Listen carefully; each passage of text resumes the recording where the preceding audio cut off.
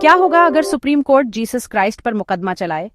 क्या होगा अगर हिस्ट्री, आर्कियोलॉजिकल एविडेंस और फेथ सभी एक अल्टीमेट कोर्टरूम ड्रामा में टकरा जाएं? इस ग्राउंड ब्रेकिंग सीरीज में हम अब तक के सबसे दमदार एविडेंस को सामने लाते हैं। हम जीसस के मसीहा होने के ओन्स में गोता लगाएंगे। क्या यह प्रोफेसी थी या सिर्फ एक एक्स्ट्राऑर्डिनरी कोइंसिडेंस?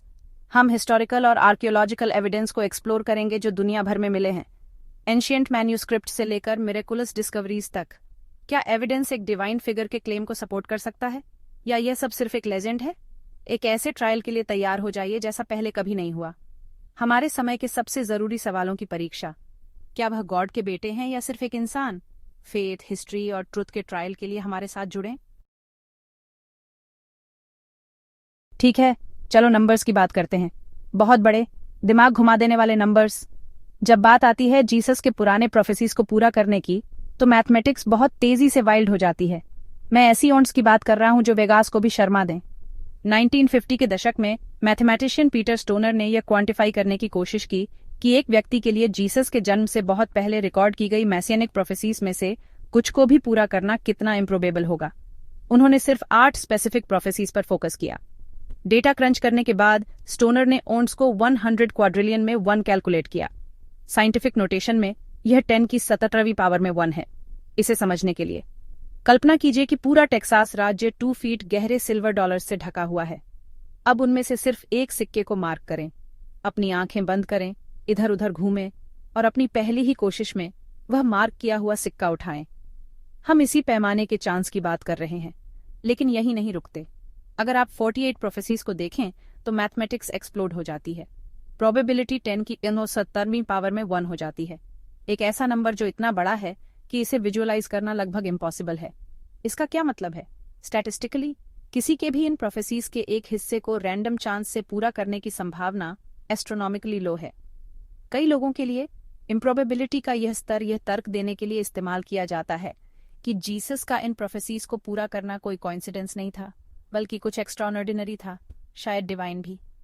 बेशक इन कैलकुलेशंस के पीछे की धारणाएं, जैसे प्रत्येक प्रोफेसी की इंडिपेंडेंस, इतनी अविश्वसनीय है कि उन्हें खारिज नहीं किया जा सकता। नंबर्स का सरासर पैमाना किसी को भी सोचने पर मजबूर कर देता है। हेलो और 2025 में जीसस के ट्रायल के भाग 2 में आपका स्वागत है। आज हम क्रिश्चियन फेथ के सबसे दिलचस्प पहलुओं में से एक को एक्सप्लोर कर रहे हैं, हिब्रू बाइबल या ओल्ड टेस्टामेंट में भविष्यवाणियां, जिन्हें क्रिश्चियन मानते हैं कि जीसस क्राइस्ट ने अपने जीवन और मिनिस्ट्री के दौरान पूरा किया था। चाहे आप बिलीवर हों, स्केप्टिक हों या सिर्फ क्यूरियस हों, इस टॉपिक के ओल्ड और न्यू टेस्टामेंट्स के बीच के कनेक्शन को समझने के लिए गहरे इम्प्लीकेशंस हैं। तो आइए 15 की भविष्यवाणियों को एक्सप्लोर करें जिन्हें क्रिश्चियन मानते हैं कि जीसस क्राइस्ट ने पूरा किया था। नंबर 1, वर्जिन से जन्म। एक वर्जिन के बच्चे को जन्म देने की भविष्यवाणी, जिसका नाम इमैनुएल है, जिसका अर्थ है गॉड विद अस, यशायाह में पाई जाती है। क्रिश्चियन मानते हैं कि यह वर्जिन मैरी के जरिए जीसस के चमत्कारी जन्म को रेफर करता है। मैथ्यू और ल्यूक के गॉस्पेल इस वर्जिन बर्थ पर जोर देते हैं। नंबर 2, बेथलेहम में जन्म। ओल्ड टेस्टामेंट के प्रोफेट मीका ने मसीहा के जन्म स्थान बेथलेहम की भविष्यवाणी की थी। नंबर 3, डेविड की लाइन से।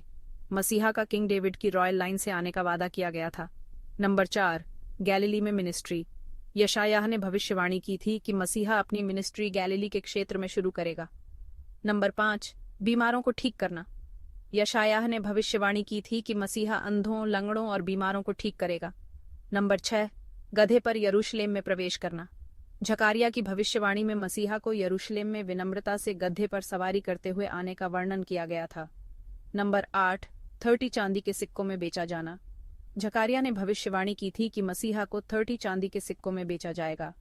नंबर 10, क्रूसिफिक्शन और मृत्यु। यशायाह 53 ने भविष्यवाणी की थी कि मसीहा को दूसरों के पापों के लिए तिरस्कृत, अस्वीकृत और पीड़ित होना पड़ेगा। नंबर 13, पुनरुत्थान। भजन 16 पवित्र एक के क्षय न देखने की बात करता है, जिसे क्रिश्चियन जीसस के पुनरुत्थान की ओर इशारा करने के रूप में व्याख्या करते हैं। नंबर 14, स्वर्गारोहण। भजन 68 और डैनियल 7 मसीहा के स्वर्गारोहण की भविष्यवाणी करते हैं। नंबर 15, मसीहा का शाश्वत शासन। डैनियल और यशायाह ने मसीहा के शाश्वत किंगडम की बात की, एक ऐसा शासन जिसका कोई अंत नहीं होगा। ये कुछ ही भविष्यवाणियां हैं, जिन्हें क्रिश्चियन मानते हैं कि जीसस क्राइस्ट के जीवन में पूरी हुई, चाहे आप इन पूर्ति को दिव्य प्रमाण के रूप में देखें या केवल संयोग के रूप में। बाइबल में बहुत सारे डॉक्ट्रिन्स हैं, कुछ बहुत गहरे सिंबॉलिक हैं तो कुछ ज्यादा हिस्टोरिकल हैं, लेकिन हम इसमें से कितना एक्सटर्नल एविडेंस से वेरीफाई कर सकते हैं? चलो एविडेंस देखते हैं। सबसे पहले आर्कियोलॉजी। पिछले सेंचुरी में बहुत सारी डिस्कवरीज हुई हैं जो बाइबल के हिस्टोरिकल नैरेटिव्स को सपोर्ट करती हैं। सबसे फेमस फाइंड्स में से एक है टेल्डन स्टेली, एक पुरानी पत्थर की इंस्क्रिप्शन जो इजराइल में 1990s में मिली थी। 1947 में डेड सी के पास केव्स में एक ग्राउंड ब्रेकिंग डिस्कवरी हुई। हजारों पुराने स्क्रोल्स, जिनमें हिब्रू बाइबल के कुछ सबसे पुराने टेक्स्ट्स भी शामिल थे। और क्या आपको पता है कि सिर्फ न्यू टेस्टामेंट के 5000 से ज्यादा ग्रीक मैन्युस्क्रिप्ट्स हैं? लेकिन 1900s में हिटाइट एम्पायर के एविडेंस मॉडर्न डे टर्की में मिले, जिसने उनके एग्जिस्टेंस को कंफर्म किया और बाइबल के कुछ हिस्सों को वैलिडेट किया। 2004 में आर्कियोलॉजिस्ट्स ने पूल ऑफ सिलोम को अनअर्थड किया, एक लोकेशन जिसका जॉन के गॉस्पेल में जिक्र है। उदाहरण के लिए, 1st सेंचुरी की एक स्टोन इंस्क्रिप्शन पॉन्टियस पायलट के एग्जिस्टेंस को कंफर्म करती है। वह रोमन गवर्नर जिसने जीसस को क्रूसिफाइड करने की सजा दी थी। उदाहरण के लिए, ज्यूइश हिस्टोरियन फ्लेवियस जोसेफस, जो 1st सेंचुरी में रहते थे, उन्होंने न्यू टेस्टामेंट में मिलने वाले इवेंट्स और फिगर्स के बारे में विस्तार से लिखा। तो ये सभी डिस्कवरीज हमें क्या बताती हैं? जबकि हर बिब्लिकल अकाउंट को आर्कियोलॉजी या एंशिएंट टेक्स्ट से वेरीफाई नहीं किया जा सकता, हिस्टोरिकल एविडेंस का एक सिग्निफिकेंट अमाउंट बाइबल के अकाउंट्स को सपोर्ट करता है। आप क्या सोचते हैं? क्या यह हिस्टोरिकल प्रूफ बाइबल पर आपके पर्सपेक्टिव को बदलता है? मुझे नीचे कमेंट्स में बताएं। क्या बाइबल सिर्फ धार्मिक विचारों की किताब है या यह असल इतिहास में रूटेड है? क्या ऐसे फैक्ट्स, आर्टिफैक्ट्स और एविडेंस हैं जो इसकी बातों को कंफर्म करते हैं? आज हम पता लगाने वाले हैं कि हमारे पास बाइबल के लिए असल में कितने हिस्टोरिकल प्रूफ हैं और इसका आपके फेथ, आपके सवालों और शायद आपके फ्यूचर के लिए क्या मतलब है। सबसे पहले मैन्युस्क्रिप्ट एविडेंस के बारे में बात करते हैं। बाइबल को प्राचीन इतिहास की किसी भी किताब से ज्यादा एक्यूरेटली प्रिजर्व किया गया है। न्यू टेस्टामेंट में 5800 से ज्यादा ग्रीक मैन्युस्क्रिप्ट्स हैं, जिनके फ्रैगमेंट्स ओरिजिनल्स के कुछ दशकों के अंदर के हैं। ओल्ड टेस्टामेंट को डेड सी स्क्रोल्स ने कंफर्म किया था, जो 2000 साल से भी पहले लिखे गए थे, और वे हमारी मॉडर्न हिब्रू बाइबल से स्टनिंग प्रिसिजन के साथ मिलते थे। बाइबल को इतिहास की गली में फुसफुसाया नहीं गया था, इसे इंटेग्रिटी के साथ सावधानी से कॉपी, प्रिजर्व और पास डाउन किया गया था। दूसरा, आर्कियोलॉजी सिर्फ बाइबल को सपोर्ट नहीं करती, वह इसे जिंदा करती है। किंग डेविड, जिन्हें कभी मिथ माना जाता था, अब टेल्डन इंस्क्रिप्शन से कंफर्म हो गए हैं। पॉन्टियस पायलट, उनका नाम सिसारिया जेरिको में पत्थर पर खुदा हुआ मिला था। आर्कियोलॉजिस्ट्स को वैसे ही गिरी हुई दीवारें मिली जैसा कि जोशुआ की किताब बताती है।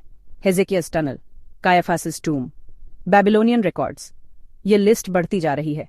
आप बाइबल की जमीनों से गुजर सकते हैं और अपनी हाथों से इसकी रियलिटी को छू सकते हैं। कुछ लोग सोचते हैं कि बाइबल ने जीसस को इन्वेंट किया था, लेकिन रोमन और ज्यूइश हिस्टोरियंस जिन्होंने उन पर विश्वास नहीं किया, उन्होंने भी उनके बारे में लिखा था, और यह रहा। बाइबल के ओवरवेलमिंग हिस्टोरिकल एविडेंस से एक्सप्लोरेशन, डिबेट और फेथ को प्रेरणा मिलती रहती है। आर्कियोलॉजिकल डिस्कवरीज से लेकर एंशिएंट मैन्युस्क्रिप्ट्स तक, फैक्ट्स एक ऐसे टेक्स्ट की बात करते हैं जो असल घटनाओं, असल लोगों और असल जगहों में गहराई से रूटेड है। चाहे आप बिलीवर हों, स्केप्टिक हों या सिर्फ क्यूरियस हों, हम उम्मीद करते हैं कि इस जर्नी ने आपको सोचने के लिए कुछ दिया होगा। और अब वर्डिक्ट का टाइम है, और आप जूरी हैं। हमने एविडेंस को एग्जामिन किया है, और दोस्तों, हमने सिर्फ उसी को स्क्रैच किया है जो बाहर है।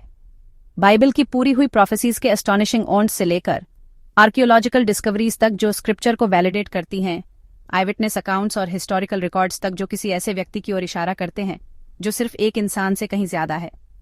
हमने एक पिक्चर उभरते देखी है, जीसस क्राइस्ट की एक पिक्चर, न केवल हिस्ट्री के एक फिगर के रूप में, बल्कि गॉड के बेटे के रूप में जो दुनिया के पापों को दूर करते हैं।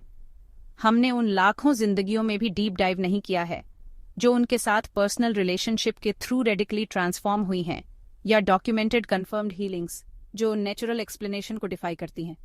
लेकिन क्लॉक टिक टिक कर रही है, टाइम शॉर्ट है, और अगर आपने काफी सुन लिया है, अगर आपके दिल में कुछ हलचल हो रही है, तो अब से बेहतर कोई टाइम नहीं है कि आप अपना वर्डिक्ट दें, सिर्फ अपने माइंड में नहीं बल्कि अपने दिल में। वर्डिक्ट ये है, जीसस वही हैं जो उन्होंने क्लेम किया था। वह जिए, वह मरे, और 3 दिन के बाद वह फिर से जी उठे, और वह आपको रिस्पॉन्ड करने के लिए इनवाइट कर रहे हैं। अगर आप जीसस को हाँ कहने के लिए तैयार हैं, फॉरगिवनेस पाने और उनके साथ एक नई लाइफ शुरू करने के लिए, तो बस इसे अपने दिल से प्रे करें। जीसस, मैं बिलीव करता हूँ कि आप गॉड के बेटे हैं। मैं बिलीव करता हूँ कि आप मेरे पापों के लिए मरे और फिर से जी उठे। मैं आपसे मुझे माफ करने के लिए कहता हूँ। मेरी लाइफ में आइए और मेरे लॉर्ड और सेवियर बनिए। इस मोमेंट से मैं आपका हूँ। अगर आपने आज वह डिसीजन लिया है तो नीचे एक कमेंट छोड़ें। हम आपके साथ सेलिब्रेट करना चाहते हैं और इस लाइफ ट्रांसफॉर्मिंग जर्नी के अगले स्टेप्स में आपके साथ चलना चाहते हैं। आप अकेले नहीं हैं। साथ ही अर्थ डेट 2025 पर हमारे 60 से ज़्यादा वीडियोज़ की लाइब्रेरी ज़रूर देखें। या रिसोर्सेज, आंसर्स और एक कम्युनिटी के लिए हमें सिंपली चर्च पर विजिट करें, जो आपका वेलकम करने के लिए तैयार है। देखने के लिए थैंक्स, और याद रखें, केस स्ट्रांग है। टाइम अब है। एक और सेकंड की देरी न करें। आपने टेस्टिमनी सुनी है। अब वर्डिक्ट आपका है।